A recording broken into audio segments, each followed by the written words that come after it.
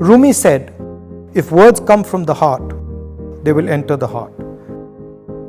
Last year, I spent 145 days walking across the land I call home. I started at the edge of the sea and walked through heat, dust and rain until I reached the soft snow of my beloved Kashmir.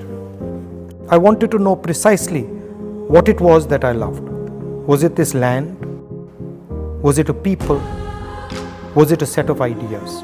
Almost immediately after I began walking, my knee started to pain.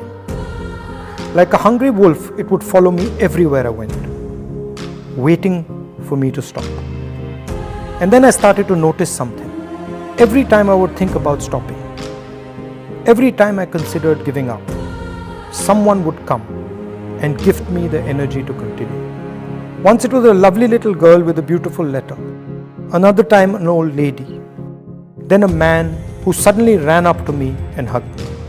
It was as if a silent energy kept helping me. There was always a din in the space where we walked, with loud slogans, clicking cameras, and people pushing and shoving.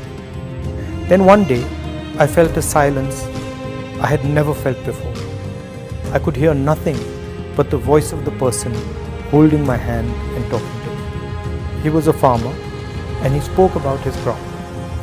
He was crying as he showed me the strands of rotten cotton. There was nothing I could say, so I stopped walking and hugged him. It happened with children, with mothers, with students. It happened with shopkeepers, carpenters, and laborers. It happened with soldiers. Now, I would almost never hear myself or the crowd.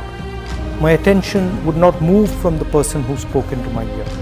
The object of my love had suddenly revealed herself. My beloved Bharat Mata was not a land. It wasn't a set of ideas. It wasn't a particular culture, history, or religion. It was the voice of every single Indian, no matter how weak or strong. India was the happiness, the fear, and the pain hidden deep inside all the voices. To hear India, my own voice, my desires, my ambitions had to fall silent. India would speak to one of her own, but only if one was humble and completely silent. How simple it had turned out to be. I had been looking in the river for that which could only be found in the sea.